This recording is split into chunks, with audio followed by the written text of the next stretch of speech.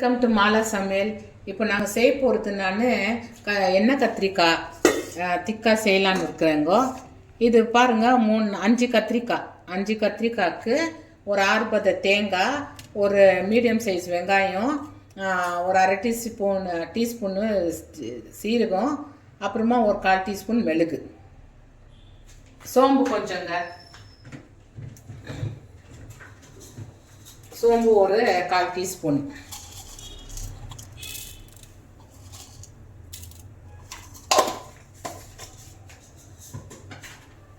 ஒரு 3 தக்காளி. தக்காளி எடுத்து வச்சுன்னு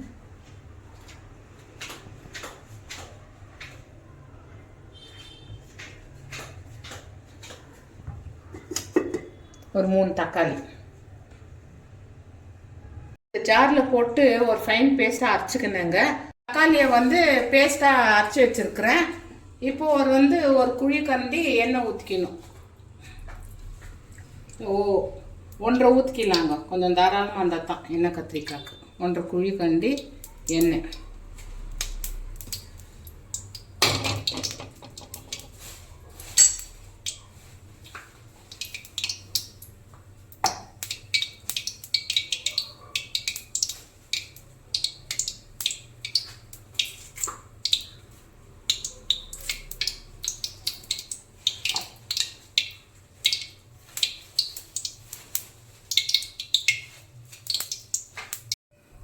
அது காஞ்ச பிறகு ஒரு டீஸ்பூன்னு கடுகு போட்டுக்கணுங்க.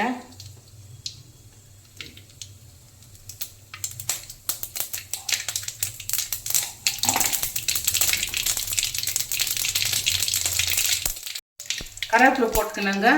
அப்புறம் ஒரு பாதி வெங்காயம் மீடியம் சைஸ்,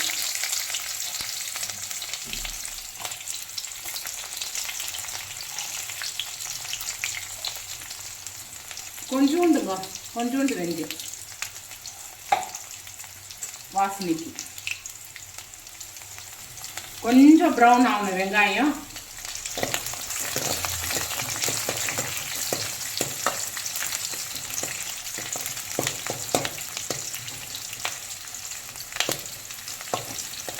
இந்த கத்திரிக்காவை இப்படி கட் பண்ணி போட்டுக்கணுங்க. ஏன் நான் இப்படி கட் பண்ணிக்கிறேன்னா சீக்கிரம் வேகும். முழுசாக போட்டால் லேட் ஆகும் வேகிறதுக்கு. இங்கே பாருங்கள், இது கட் பண்ணி ஒரு ஸ்லிப் பண்ணிக்கணும்.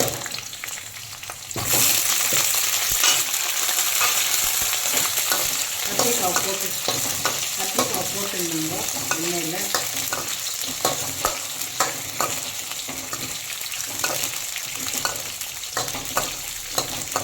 இது கட் பண்ணி போட்டால் தான் பூச்சி புழு என்ன இருக்குதான்னு பார்த்துக்கணுங்க. கட் பண்ணி போடாது முழுசாக போட்டால் நமக்கு என்னன்னு தெரியாது.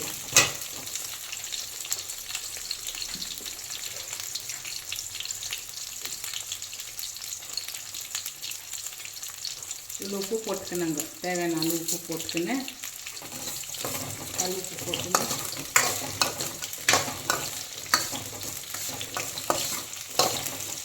இப்போ இது ஸ்லோவில் வச்சு மூடி போட்டுருந்தோங்க. ஸ்லோவில் வச்சு இப்போ மூடி போட்டுருணும்.